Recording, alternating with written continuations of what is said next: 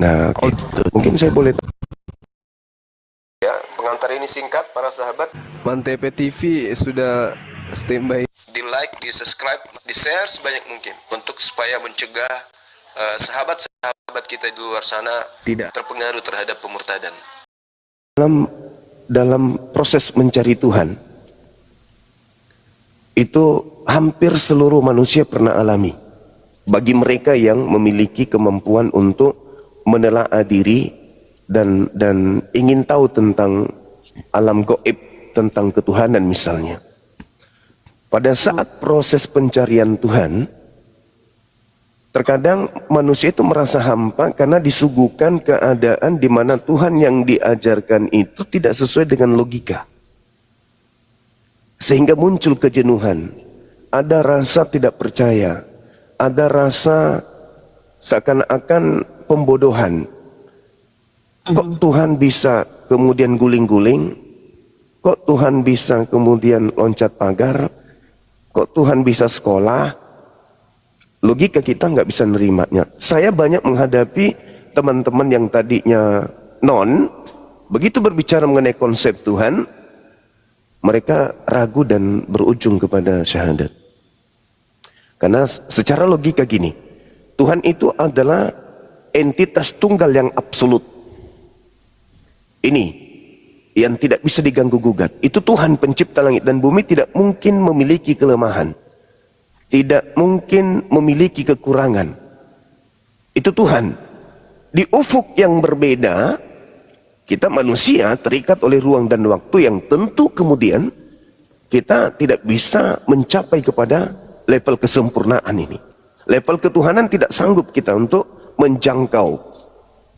Karena kita manusia, punya keterbatasan. Begitu juga manusia yang lain. Apakah dia nabi, apakah dia rasul, apakah dia apapun itu. Yang namanya makhluk, yang namanya manusia, pasti memiliki kekurangan. Dan itu tidak disifati oleh Tuhan. Setuju enggak kita di situ? Oke, baik. Mungkin ada hal yang ingin disampaikan. Saya ingin dari adik saya ini, saudari Ita, Ita. Sedikit aja ya. Iya, sedikit ya, aja. Silakan. Kapan ya? Kayak tahun lalu deh. Yang merasa kalau Tuhan itu nggak ada gitu loh. Jadi kayak ya kehilangan. Kayak udah nggak percaya lagi. Iya. Masya Allah. Terus. Dan setelah mengalami kejenuhan dan sebagainya juga, karena waktu masuk Kristen itu kan untuk anak-anak, bukan untuk diri sendiri juga gitu. Iya, Masya Allah. Dan akhirnya sekarang ketemu sama Mas Adon, ya nggak semua serba kebetulan juga ya. Dan berceritalah sama Mas Adon. Iya. Jadi sampai pada level Tuhan itu nggak ada. Iya. Ya, baik. Kalau logika sederhananya, kita ini ada. Sesuatu yang ada tentu diadakan oleh sesuatu yang ada. Kalau Tuhan itu tidak ada, maka mustahil kita ada. Karena yang menciptakan tidak ada, bagaimana mungkin yang menciptakannya tidak ada? Untuk menciptakan yang ada, ini sederhananya gitu. Karena kita ada, bukti bahwa Tuhan itu menyampaikan kepada kita berupa akal untuk kita cari. Jadi adanya Tuhan, bukti karena kita ada. Maka Tuhan menyimpan jejak. Sama seperti hewan, ketika hewan itu ingin menyampaikan pesan kepada manusia bahwa aku ada, maka hewannya meninggalkan jejak. Betul ya, Mbak ya? Logika, akal diciptakan oleh penciptanya sebagai serpihan cahaya untuk jalan jembatan sampai kepada pencipta. Itulah akal. Maka akal kita mengantarkan tidak mungkin ada matahari, bulan, siang dan malam, alam semesta ini kalau tidak ada yang mengadakan. Pasti ada yang mengadakan. Inilah yang disebut Tuhan. Nah, Al-Quran menarasikan begini. Bismillahirrahmanirrahim. Sanurihim ayatina fil afaq wa fi anfusihim. Apa kata Tuhan dalam Al-Quran nih? Allah menjelaskan, aku memperlihatkan tanda-tanda kebesaranku, keberadaanku di seluruh penjuru. Bahkan aku menyatakan diriku ada pada diri manusia itu sendiri.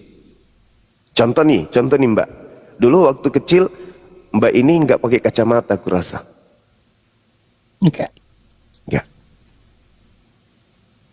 Dan kita menggunakan mata, kita tidak tahu unsur apa saja yang ada di mata kita ini.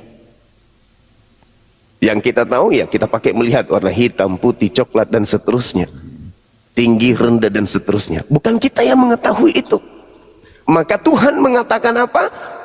Wa fi anfusihim. Aku memperlihatkan diriku ada pada diri mereka. Bagi yang berpikir. Jadi misalnya nih kita makan. Kita makan, nutrisi masuk ke dalam tubuh. Bukti adanya Tuhan. Tumbuh rambut. Tumbuh kemudian kuku. Tapi kenapa gigi tertahan, tidak tumbuh? Kenapa hidung tidak bertumbuh? Kenapa kuping tidak bertumbuh? Rusuk tidak bertumbuh? Siapa yang menahan itu?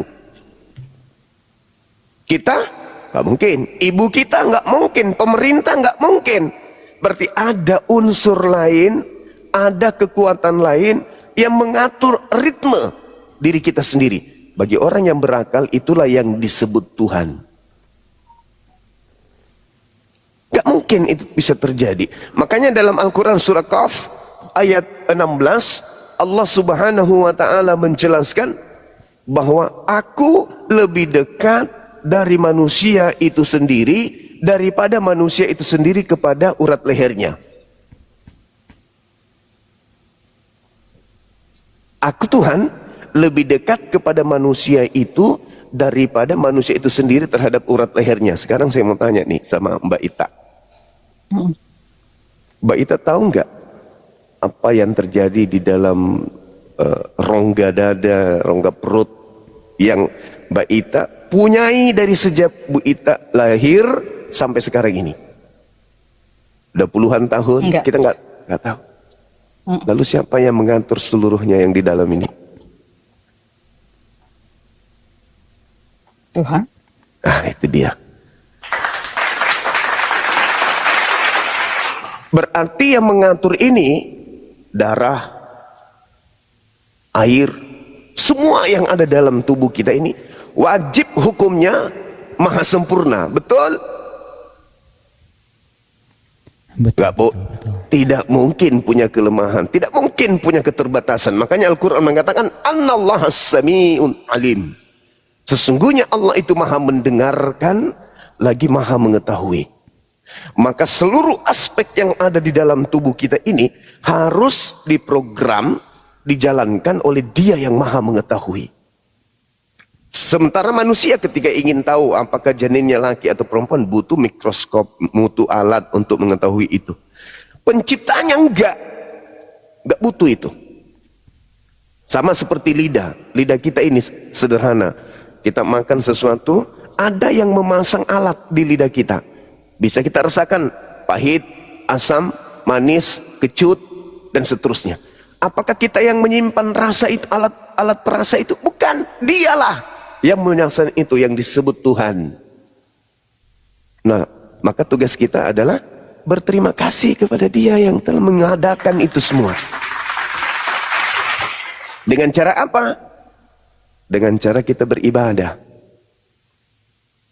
Lalu kita harus beribadah kepada siapa? Seperti apa wujudnya? Oh, nggak bisa.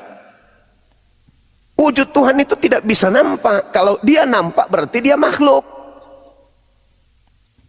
Itu tadi yang saya katakan. Tuhan itu maha mendengar, Tuhan itu maha melihat. Kita memiliki keterbatasan, tidak sampai kepada dimensi ketuhanan. Nggak bisa sampai. Tugas kita hanya beribadah. Allahu Akbar. Wahai Engkau yang maha besar. Dengar enggak? Dengar. Melihat enggak? Melihat. Tugas kita cuma tunduk. dan merasakan kenikmatan-kenikmatan yang diberikan. Betapa banyak kenikmatan yang dirasakan, seperti saudari saya, adik saya ini Ita, sampai di luar negeri. Satu kebanggaan, pencapaian yang sangat luar biasa yang berjuta orang Indonesia ingin rasakan tapi nggak sanggup. Dirimu sanggup, maka apa yang harus Anda lakukan? Berterima kasih kepada Dia yang telah mengadakan itu untuk dirimu. Itu aja. Tunduk. Karena manusia ini hanya ada dua: kufur atau tunduk. Al-Quran mengatakan, wa qulil haqqu mir rabbikum, kebenaran telah aku tumpahkan seluruhnya. Barang siapa yang mau ikuti kebenaran itu, beriman silakan. Yang tidak mau mengikuti silakan. Dia mau kufur ingkar kepadaku juga silakan. Tapi ingat, ada pembalasan yang telah kusiapkan dari apa yang kamu lakukan dalam hidupmu di bumi ini. Jadi cuma ada dua: kita beriman, tunduk kepada aturan-aturannya, hanya ada di Islam, atau kita keluar dari ketundukan, masuk ke tempat yang lain, atau ateis. Kalau di tempat yang lain nih, contoh, mereka memiliki aturan, tapi aturan yang dibuat-buat sendiri, nggak ada perintahnya dalam kitab mereka, dan yang membawanya pun bukan utusan. Karena pencipta langit dan bumi itu maha besar, maha tinggi, maha kuasa. Alam semesta ini baginya kecil, maka dia tentukan utusan berupa nabi. Utusan berupa nabi ini sebagai dutanya lah, yang kemudian yang mengajarkan, ini loh yang harus kamu lakukan, ini loh yang diinginkan oleh Tuhanmu, ini loh yang dimau oleh Tuhanmu, lakukan. Tuhanmu menginginkan engkau ibadah, Tuhanmu ingin engkau itu silaturahmi, dan seterusnya, ikuti.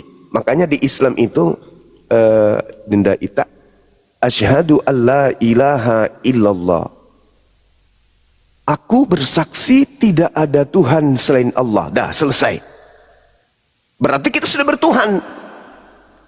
Yang kita sebutkan sudah tahu, oh hambaku sudah mengakuiku sebagai Tuhannya,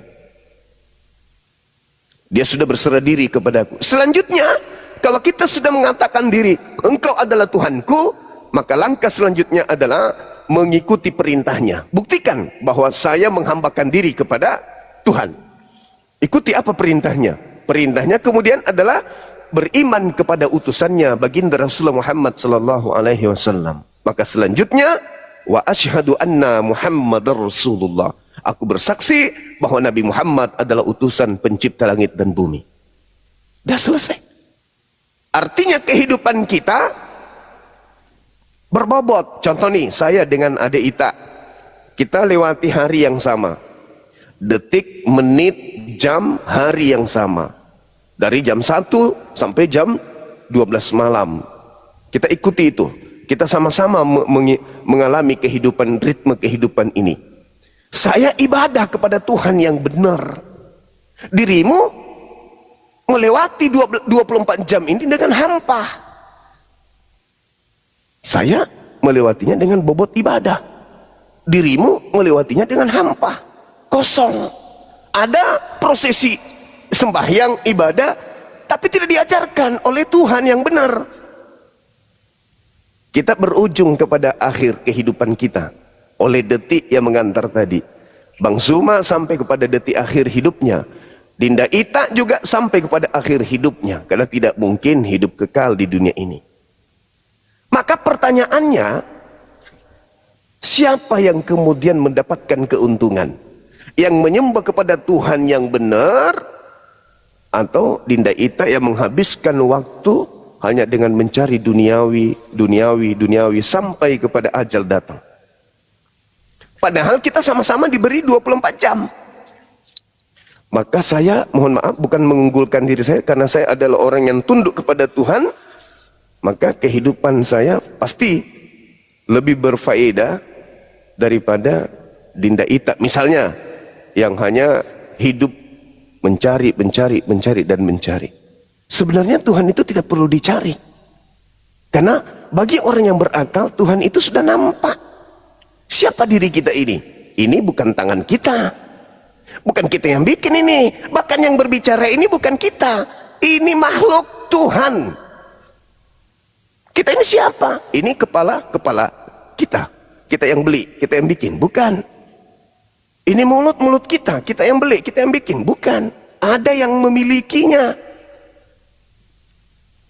Kita cuma dititipi saja. Maka kita harus kembali kepada yang menciptakan itu untuk tunduk kepadanya. Itu aja, Mbak, sederhananya dari saya.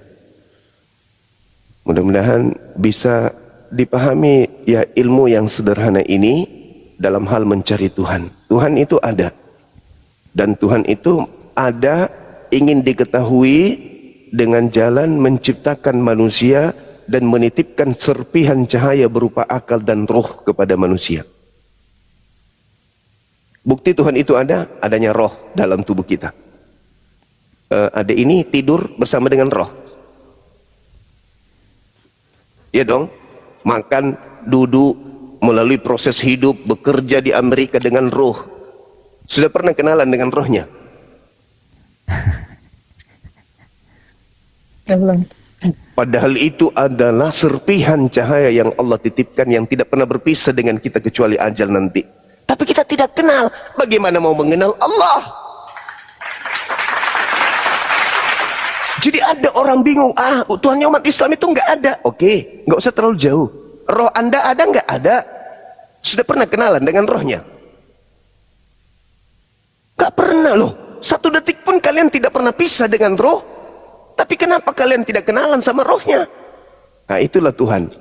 Allah menitipkan kemudian dirinya untuk diketahui melalui dua serpihan cahaya. Pertama adalah akal, yang kedua adalah ruh. Dua dimensi ini yang Allah titipkan sebagai alat untuk mendeteksi adanya Allah. Itu Dinda Ita. Roh ini aja dulu. Jadi Allah mengatakan, aku titipkan roh, aku tiupkan rohku pada diri manusia. Roh kita ini loh, yang kita ajak bercanda, kita pakai makan, kita pakai tidur, kita pakai gaya-gayaan, kita pakai berpenampilan, tapi kita sendiri tidak tahu roh itu apa, kita itu apa, yang berbicara ini apa, suara yang keluar dari mulut ini apa. Maka kembali kepada ayat tadi, sanurihim, aku titipkan kemudian kebesaranku wa fi anfusihim, pada dirimu, jika engkau sadar. Berarti Tuhan itu tidak punya keterbatasan dong. Yes, Tuhan tidak memiliki kelemahan. Karena yang diciptakan pada diri kita ini adalah seaprek kesempurnaan. Bagaimana urat-urat, bagaimana saraf-saraf, bagaimana kulit menutupi daging, tulang dan seterusnya. Siapa yang mengatur ini? Dialah yang maha sempurna itu.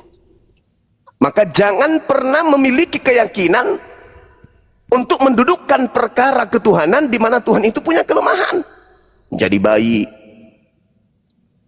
butuh air ASI ibu, butuh digendong, butuh makan, butuh tidur. Itu bukan sifat Tuhan, itu sifat makhluk.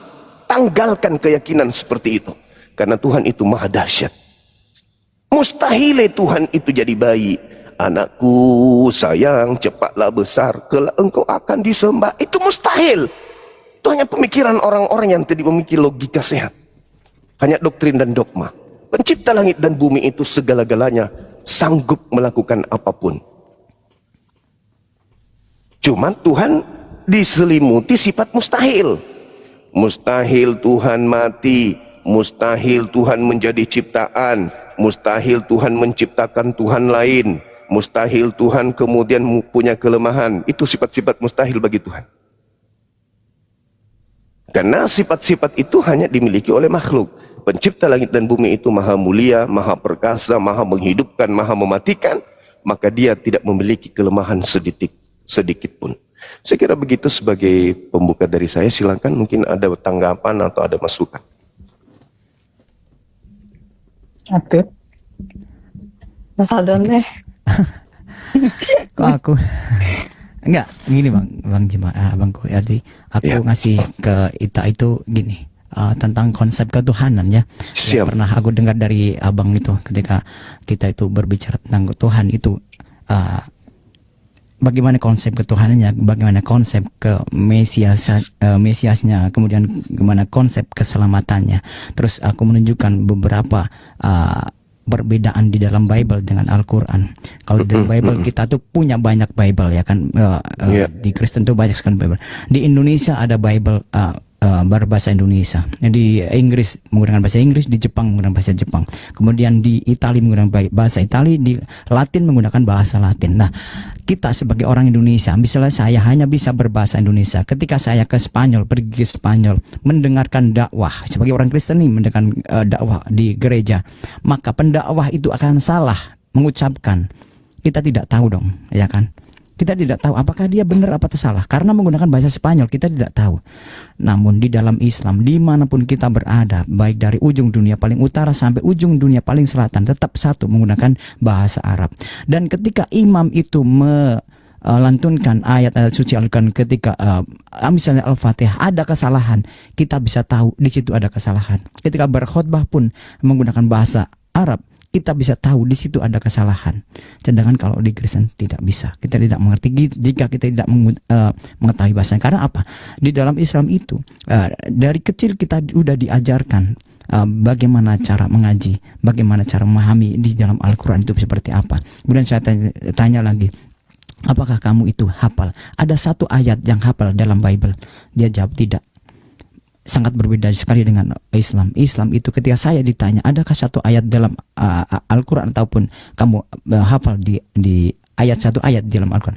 Tentu saya hafal. Jangan satu ayat, satu surat pun saya bisa hafal. Begitu. Berbeda sekali dengan saudara kita Kristen. Kemudian saya bilang begini, saya mengasih tahu kepada Ita itu karena apa? Karena saya sayang sama Ita. Saya sayang sama Ita, saya sayang sama teman-teman semuanya, saudara-saudara Kristen. Aku tuh sebenarnya sayang sama mereka. Kemudian saya ngasih tahu, ini loh, ini yang benar, kayak gitu. Bukan yang paling benar, tapi ini yang benar. Kalau yang paling benar berarti ada yang benar lain, tapi ini yang benar. Dari mana saya bisa tahu bahwa ini benar? Oke, mari kita lihat pada kitab suci. Bagaimana kitab suci itu? Kalau kitab suci ada yang salah, namanya kitab suci itu adalah firman Tuhan. Firman Tuhan tidak akan pernah salah. Kalau kitab suci itu ada yang salah, berarti itu bukan kitab suci. Saya menjelaskan seperti itu. Mulai berpikirlah, kemudian kita berkomunikasi, dia mencari tahu. Oke, kamu belajar. Apa yang akan kamu tanyakan kepada saya. Jika saya tidak bisa menjawab, maka saya akan menanyakan kepada orang yang bisa menjawab. Saya punya abang saya, Abang Yuma ataupun Ustadz siapa, saya bisa memberitahu. Minta pertolongan pada beliau seperti itu. Itulah yang saya beritahu kepada Ita sehingga saya bawa kemari. Silahkan Ita, kalau misalnya dari penjelasan saya ada yang kurang salah, tanyakan pada abangku ini, begitu.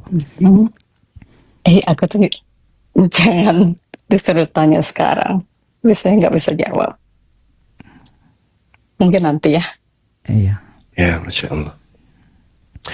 Jadi sederhananya dalam Islam itu ya, dalam berbicara mengenai konsep Tuhan, diterangkan di dalam Al-Quran surah Al-Ikhlas, Qul huwallahu ahad.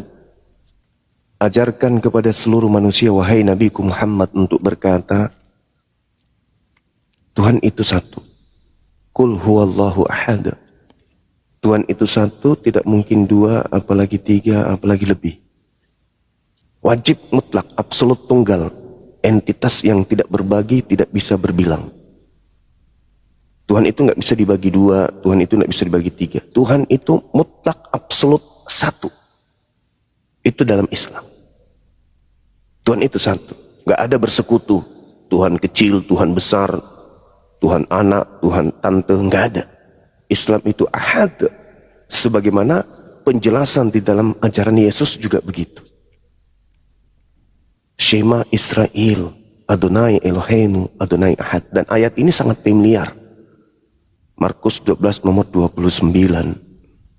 Yesaya 45 nomor 6, 46 nomor 5 dan seterusnya. Tidak ada Tuhan, hanya akulah Tuhan. Innani anallah la ilaha illa ana. Berarti cuma satu Tuhan. Kita nggak bisa kemudian Tuhan yang mana nih? Oh, Tuhan yang turun. Enggak, oh Tuhan yang berupa ini. Enggak, di Islam cuman ahad. Qul huwallahu ahad. Shema Israel, Adonai Eloheinu, Adonai ahad. Wajib ahad. Itu satu. Tuhan yang satu ini tempat bergantungnya segala sesuatu. Kalau ada sembahan yang masih bergantung kepada yang lain, gugur. Demi akal, demi hukum kebenaran. Ada Tuhan berdoa kepada Tuhan yang lebih senior, gugur. Allahus Samad, Allah tempatnya bergantung segala sesuatu. Termasuk Tuhan-Tuhanan yang disembah oleh orang-orang paganisme. Tuhan-Tuhan mereka masih butuh Tuhan yang satu tersebut. Jadi kalau Mbak Ita berdoa nih, cara gininya kan berdoa. Ya, misalnya nih saya contohkan, wahai Tuhanku, misalnya disebutlah nama Tuhannya bla bla bla bla, berikan aku kesehatan. Tuhan yang disebutkan itu mendengar enggak?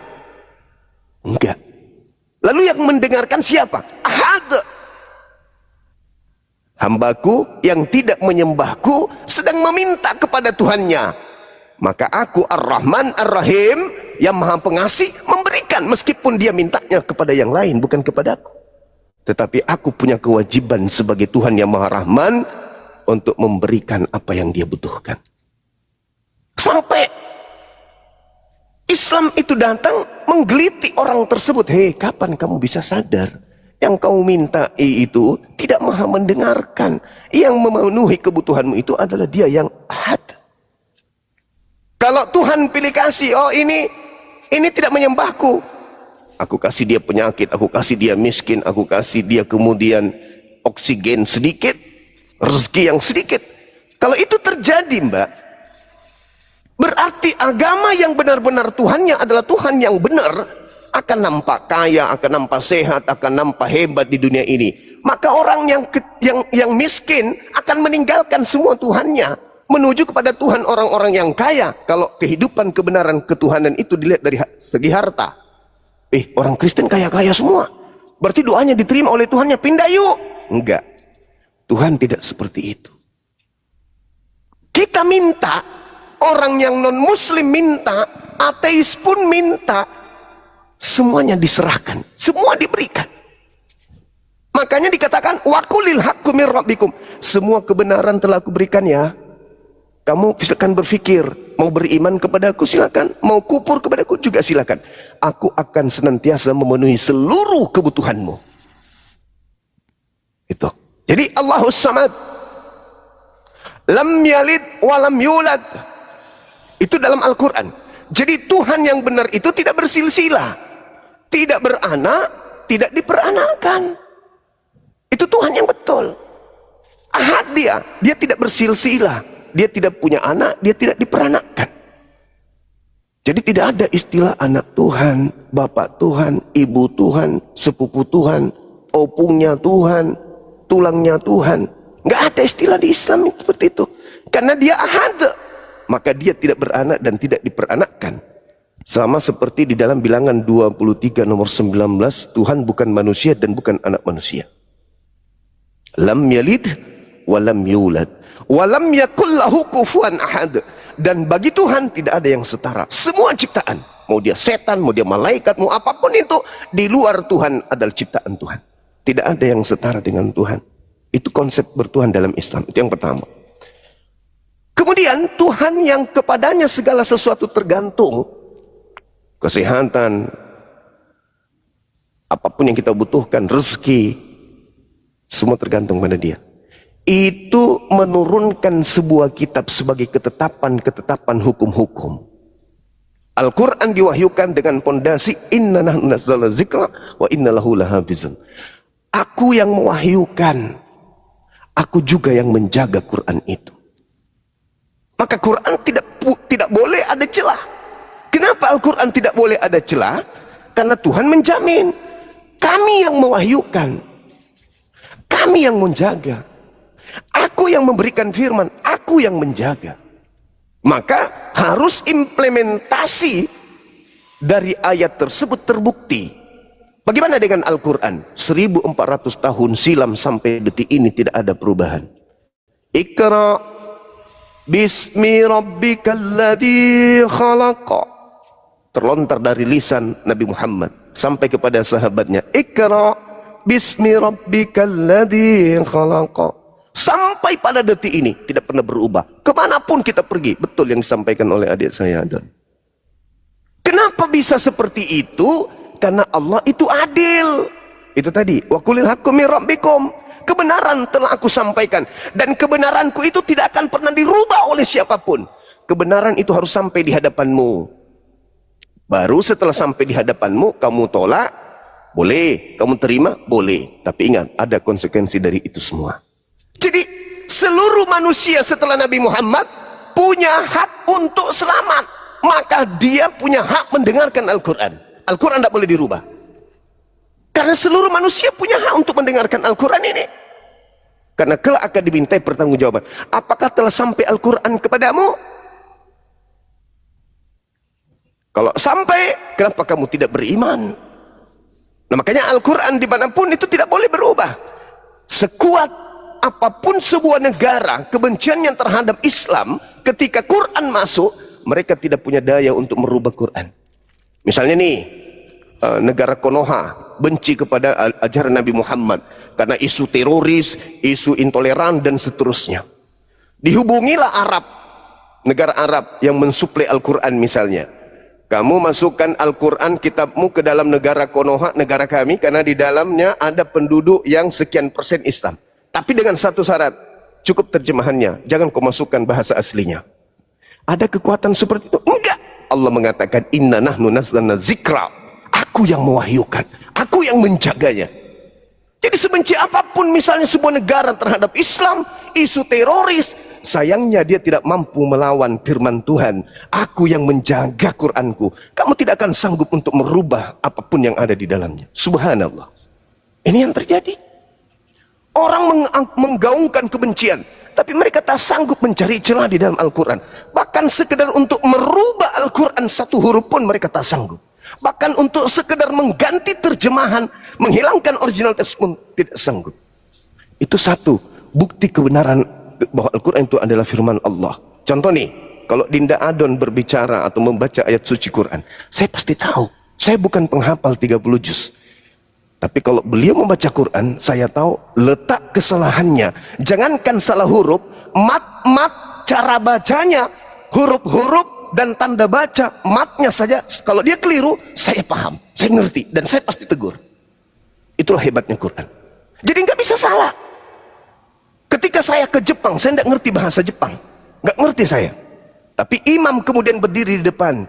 Allahu Akbar. Alhamdulillahi Rabbil Alamin. Saya sebagai orang Indonesia masuk ke masjidnya orang Jepang tetap khusyuk. Kenapa? Dia sedang membacakan Al-Quran surah Al-Fatihah. Segala puji bagi Allah Tuhan semesta alam. Orang Jepang masuk ke Indonesia, saya jadi imam, dia juga merasakan kekhususan yang sama. Allahu Akbar. Alhamdulillahi Rabbil Alamin. Ar-Rahmanir Rahim. Orang Jepang masuk ke Indonesia, masuk ke masjid, sama. Bacaannya tetap memuji kepada Allah yang menjaga kalimat-kalimat sucinya tadi. Itu keistimewaan. Karena Al-Quran satu-satunya mukjizat yang masih ada di tengah-tengah kita ini. Kalau di Nabi Musa belah lautan, bisa kita lihat buktinya? Bisa kita rasakan? Enggak. Nabi Isa membangkitkan orang mati, bisa kita rasakan? Enggak. Orang lumpuh berjalan, bisa kita lihat? Sekarang kita bisa rasakan? Enggak. Nabi Muhammad membawa mujizat berupa Al-Quran, bukan cuma umatnya, tapi seluruh umat manusia bisa melihat satu-satunya mujizat yang tersisa dari nabi-nabi yang pernah ada. Cuma Al-Quran. Saya pernah dialog, mohon maaf, dialog dengan seorang pendeta Leon, namanya Leon of Yerusalem. Baru-baru ini saya tanya, Pak Pendeta, apakah firman Tuhan itu bisa direvisi oleh manusia? Nggak bisa. Apakah firman Tuhan itu bisa dikoreksi oleh manusia? Nggak bisa. Berarti firman Tuhan tidak boleh dikoreksi, firman Tuhan tidak boleh direvisi? Ya, tidak boleh. Lalu saya katakan begini, Dek, berarti kitabnya orang Kristen di Indonesia bukan firman Tuhan. Loh, kenapa bisa? Karena selalu dikoreksi, karena selalu direvisi. Akhirnya dia bingung sendiri. Mau jawab apa? Tadi di awal saya sudah pegang, saya sudah ikat jawabannya. Firman Tuhan tidak bisa dikoreksi, firman Tuhan tidak bisa direvisi. Berarti yang ada di Indonesia bukan firman Tuhan, karena selalu direvisi, terjemahan lama, terjemahan baru, diperbaiki lagi, TB1 dan seterusnya, TB2 dan diperbaiki. Artinya kalau firman Tuhan itu bisa dikoreksi, berarti yang mengoreksi ini lebih pantas, lebih Tuhan daripada Tuhan, karena dia mengoreksi firman Tuhan. Tapi kalau Al-Quran, ada nggak kehidupan manusia? Ada nggak ilmu manusia? Ada nggak pencapaian manusia? Ada nggak keilmuan atau penemuan yang mampu merubah isi Quran?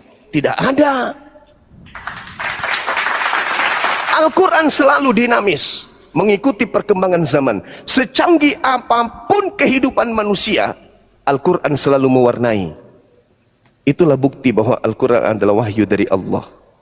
Maka mujizat yang datang kepada Nabi Muhammad bukan membangkitkan orang mati, bukan membelah laut, tetapi ilmu pengetahuan. Satu hari, besok, lusa, tahun depan, ilmuwan menemukan satu ilmu, begitu diuraikan ilmunya, ternyata 1400 tahun silam sudah tertuang dalam Al-Quran. Itulah hebatnya Quran. Contoh nih, contoh yang baru-baru ditemukan sidik jari. Bagaimana sidik jari di setiap manusia itu berbeda-beda. Rupa-rupanya Al-Quran lebih dulu menemukan 1400 tahun silam. Itu.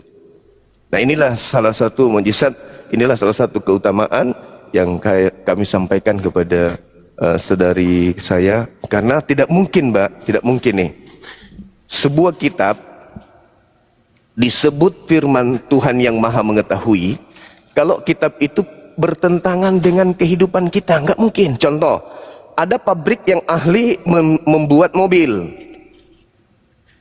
Ketika pabrik ini membuat mobil, tentu dia juga membuat buku untuk apa itu? Buku catatan-catatan sebagai pengantar daripada cara operasional mobil tersebut. Betul ya?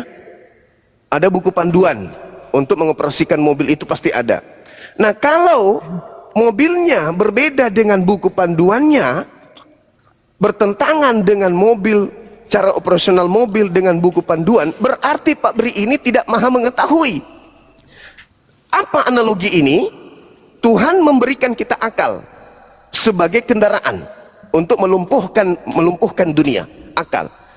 Tuhan sudah menciptakan akal, lalu kemudian menciptakan buku panduan, sebuah kitab suci yang harus selaras dengan akal. Tidak mungkin akal mengatakan 1 tambah 1 sama 1 sama dengan 1, sementara kitab suci mengatakan ada 3 yang bersaksi di surga. Berarti antara kitab yang kita punya dengan akal ini tidak sinkron. Sedangkan ahli yang menciptakan kemudian harus sinkron antara mobil yang dibuatnya dengan buku panduan yang ada kemudian. Begitu juga kitab suci. Kitab suci harus selaras dengan akal manusia. Kalau ada sebuah kitab yang dianggap suci tapi tidak selaras dengan akal manusia, percayalah, itu kitab bukan dari pencipta langit bumi yang maha mengetahui, tapi dari hasil revisi sesuai dengan selera pemesan. Saya kira begitu dari saya. Silakan. Ayo, tak. Aku nggak bisa ngomong. Iya, iya. Masanya ini di depan umum. Iya, ya nggak apa-apa. Nanti gampang ngobrol sama saya lagi. Ya.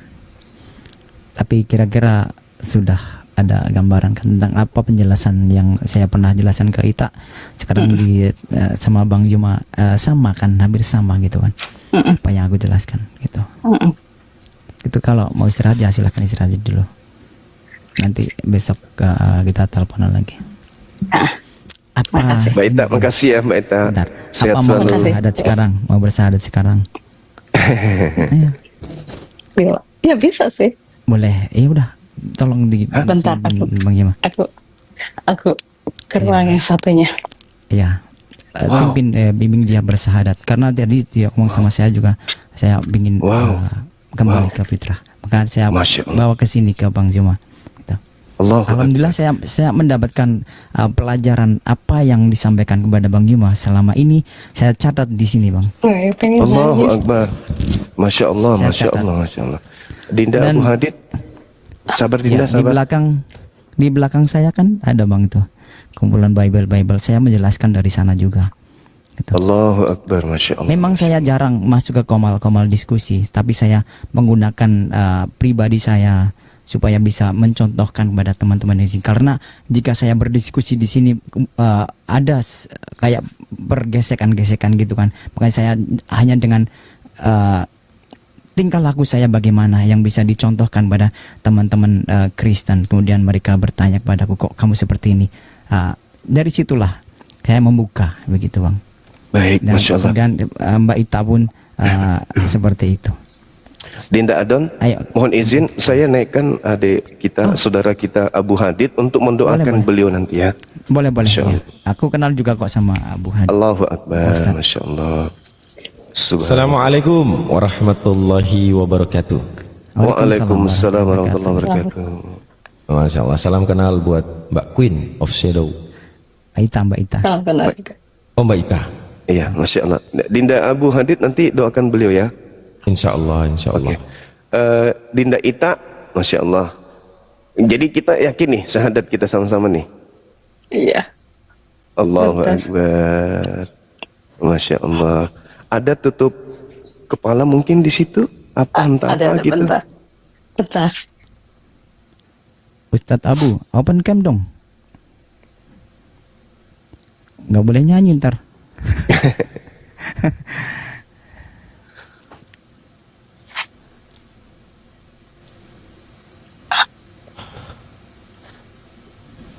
Subhanallah, Masya Allah.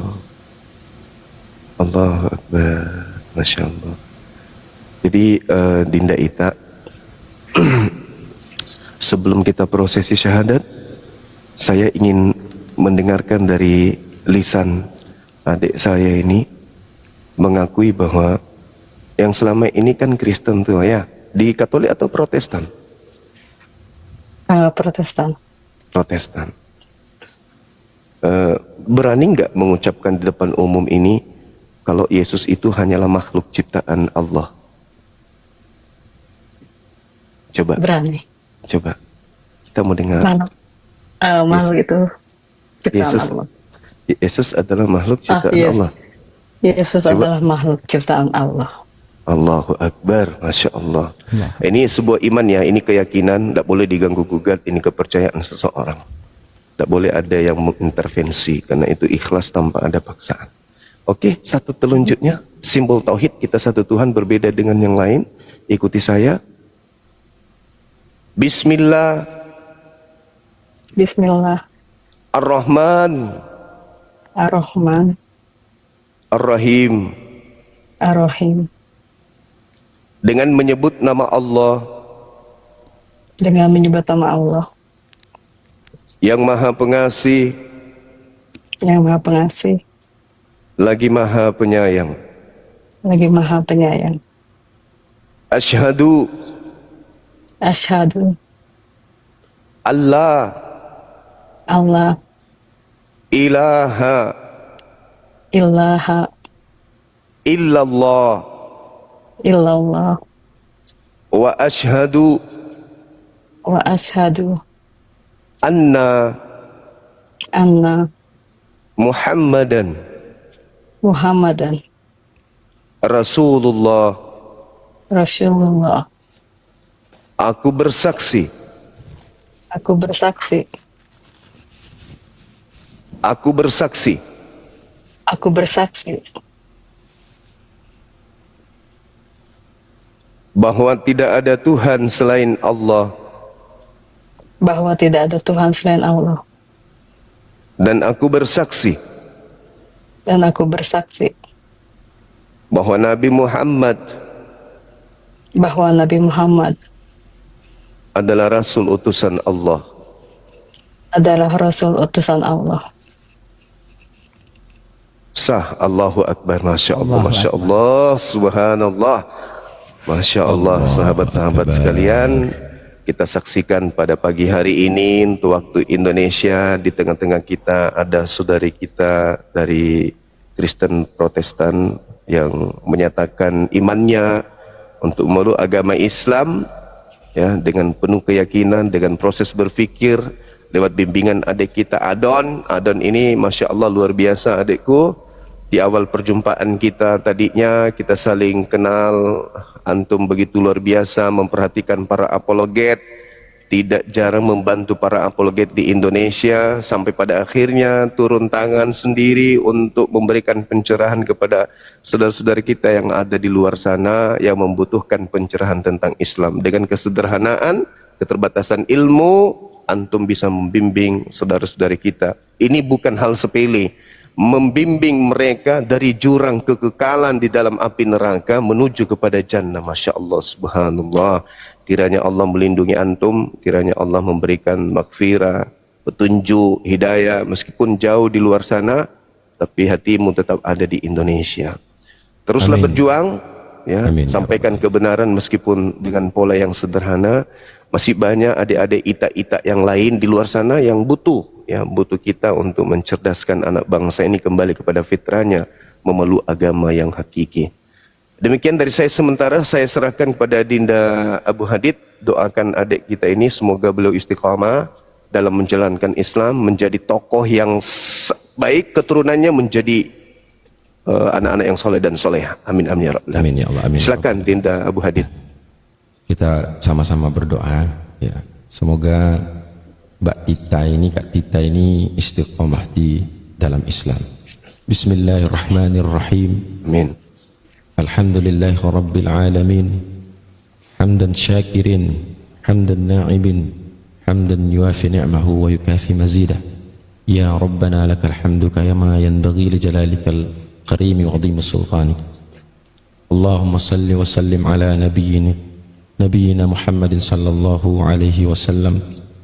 Allahumma ighfir lil muslimina wal muslimat wal mu'minina wal mu'minat الأحياء منهم والأموات إنك سميع قريب مجيب الدعوات ربنا لا تؤاخذنا إن نسينا أو أخطأنا ربنا ولا تحمل علينا إصرا كما حملته على الذين من قبلنا ربنا ولا تحملنا ولا طاقة لنا به واعف عنا واغفر لنا وارحمنا أنت مولانا فانصرنا على القوم الكافرين ربنا آتنا في الدنيا حسنة وفي الآخرة حسنة وقنا عذاب النار والحمد لله رب العالمين.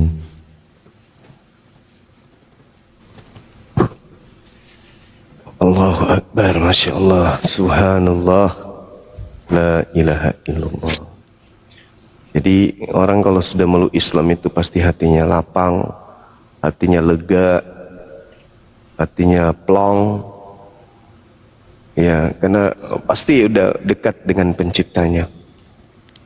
Seibarat antara kita dengan pencipta kita itu ada dinding pemisah berupa cermin. Ketika kita melakukan kemaksiatan, maka cermin itu ditumbuhi lumut.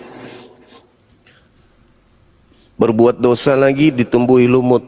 Semakin banyak dosa, semakin berlumut cermin ini, sehingga kita tak mampu melihat keberadaan Tuhan yang benar.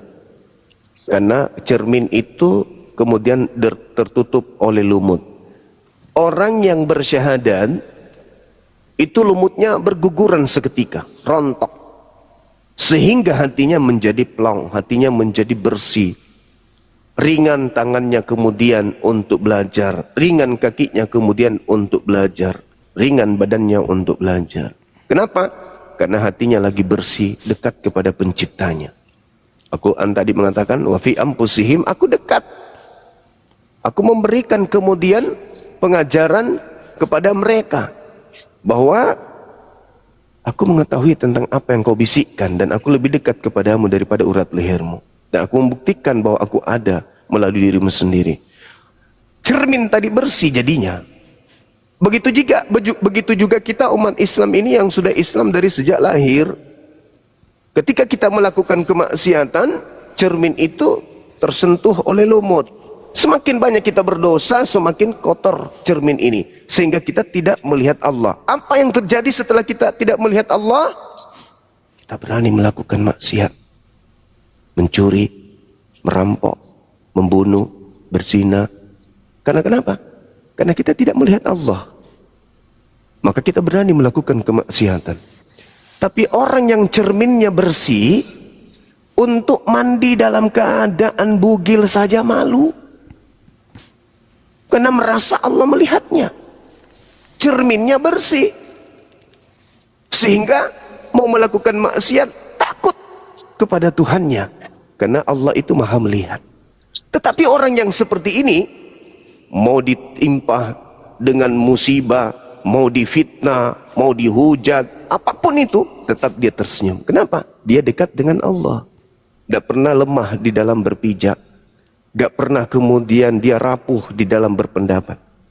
Nah inilah ya, sebagai seorang mu'alaf, adik Ita, kamu lagi bersih, cerminmu lagi bersih. Jaga cermin itu. Perindah cermin itu dengan ibadah. Bingkai cermin yang memisahkan antara makhluk dan halik. Ya Rab, begitu adik ini menyebut, Ya Rab, Ya Allah, seketika Allah melihat. Karena tak ada noda. Minta kepada Allah. Berbicara kepada Allah, sampaikan. Karena Al-Quran menarasikan surah Qaf ayat 16, Allah Subhanahu wa taala mendengarkan, mengatakan apa? Aku mendengarkan bisikan hambaku, bisikan kalbu hambaku. Jadi apa yang kita bisikkan dalam hati, ngobrol sama Allah. Ya Rab, aku butuh bimbingan. Ya Rab, kuatkan aku ya Allah. Kuatkan aku ya Allah. Nah, sehingga dalam kaidah berislam, dalam prosesi ilmu tasawuf atau makrifat, ini ketinggian tapi dasar. Kita umat Islam itu diminta selalu beristighfar. Astagfirullah, astagfirullah. Untuk membersihkan, meruntuhkan cermin kita yang sudah ada bintik-bintik lumut. Makanya koreksi diri pada saat kita ingin tidur, kita koreksi, hari ini saya berbuat dosa apa ya? Oh, tadi saya sedikit agak menyinggung perasaan si fulan. Istighfar. Sehingga bersih lagi cermin tadi. Kalau orang bermaksiat, menumpuk cermin itu, sehingga dia lupa kalau Allah itu ada. Saya kira begitu sebagai pengantar sederhana dari saya. Mudah-mudahan saudari kita ini Ita bisa istiqomah, dan keturunannya kelak menjadi anak yang soleh dan soleha, dan langkahnya beliau ini dijadikan sebagai contoh untuk saudara-saudara kita non-muslim yang lain. Karena saya yakin sekali banyak saudara saya non-muslim yang juga ingin bersyahadat, tetapi banyak hal yang merintangi. Takut sama harta, takut sama keluarga, takut diusir, takut diungsikan, takut bla bla bla bla bla, karena takut. Tapi percayalah, selama Anda masih ingin menerima kebenaran dari kaidah-kaidah ajaran Islam, maka ketakutan Anda itu akan terkikis sedikit demi sedikit. Ada hati yang kemudian Allah titipkan untuk dibersihkan selalu. Saya kira begitu. Mungkin ada masukan, silakan, waktu dan tempat kami berikan. Terharu aja.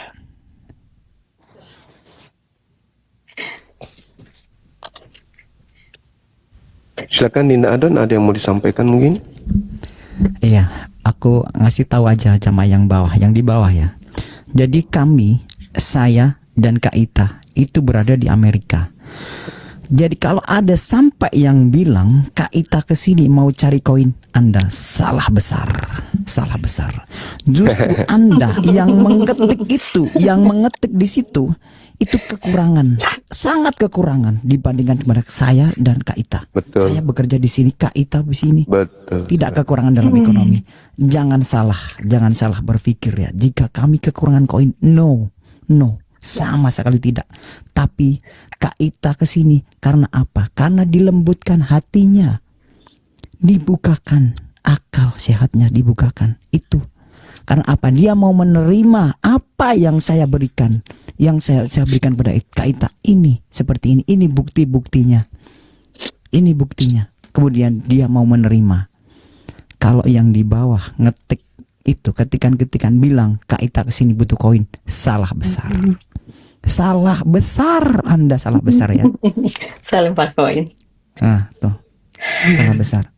Tidak ada apa-apanya yang ngetik itu, oke? Masya Allah. Iya, beliau ini pejuang-pejuang ya untuk negara kita ini juga. Mereka teman-teman yang berkarya di luar sana sebagai seorang profesional, ya baik Adik Adon maupun Dinda Ita, mereka ini adalah pejuang.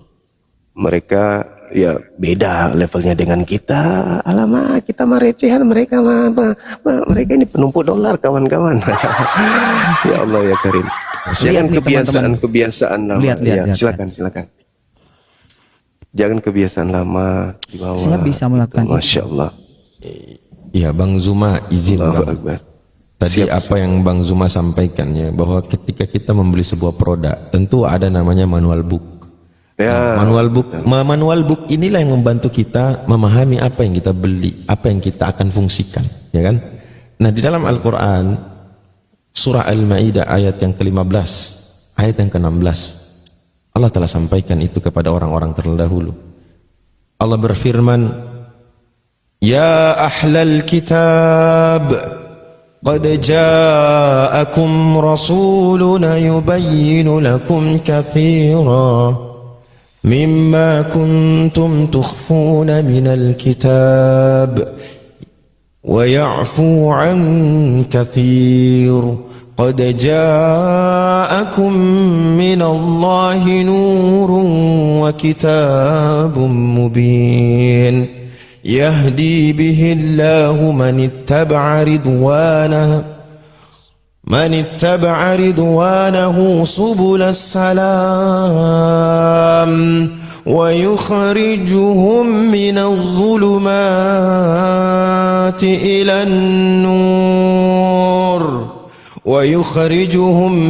الظلمات إلى النور بإذنه ويهديهم إلى صراط مستقيم. Wahai ahli kitab, kata Allah, sungguh Rasul kami telah datang kepadamu, menjelaskan kepadamu banyak hal dari isi kitab yang kamu sembunyikan, dan banyak yang dibiarkan. Sungguh telah datang kepadamu cahaya dari Allah dan kitab yang menjelaskan. Dengan kitab itulah Allah memberi petunjuk kepada orang yang mengikuti keridhaan ke jalan keselamatan. Dan dengan kitab itu pula Allah mengeluarkan orang itu dari gelap gulita kepada cahaya dengan izinnya dan menunjukkan dia ke jalan yang lurus. Alhamdulillah, kita telah memanfaatkan manual book yang Allah berikan kepada kita semua pada kesempatan ini. Yang menjadi asbab adalah dengan hadirnya saudara-saudara kami, guru-guru kami di sini, Bang Zuma, Bang Adon, sehingga petunjuk itu tersampaikan kepada kita melalui sebab yang telah Allah tetapkan. Ini terjadi bukan karena ada kesengajaan, ini terjadi bukan karena ada perencanaan. Ini semua terjadi biiznillah, atas izin Allah, atas kehendak Allah. Maka satu hal yang perlu kita camkan bersama adalah kita tinggikan segala puji-pujian hanya kepada Allah. Karena tanpa izin dari Allah, ini semua tidak akan terjadi. Maka sebagai seorang yang meyakini adanya Tuhan, orang yang mengakui bahwa Tuhan itu telah memberikan peringatan dan larangan, maka tentu panduan kita adalah kitab suci, bukan kita belakangi kitab suci itu. Tafadhol abangku, Bang Zuma. Masya Allah, luar biasa ilmunya. Ini ada Bunda Rahmat. Assalamualaikum Bun. Assalamualaikum warahmatullahi wabarakatuh, Gurunda. Waalaikumsalam warahmatullahi Bang Abu, Bang Adon, Bunda Queen, Masya Allah. Ini sudah bersahadat, Gurunda? Sudah, Alhamdulillah. Alhamdulillahirrabbilalamin, Masya Allah. Selamat datang, Bun. Ada Bunda bilang Waalaikumsalam warahmatullahi wabarakatuh. Bang Adon. Halo. Mbak Ita di mana? Di Amerikanya. Saya di LA, Mbak. Aku di Michigan. Oh, di Michigan. Oh, we went to Michigan long time ago. Bagus. Mayornya orang Islam ya? Di Michigan enggak? Itu Oh, di New di York Detroit ya? Di mana? Aku nggak tahu lah. Yang baru Ada di mayor New orang York. Islam di sana. Aku Yang baru New York.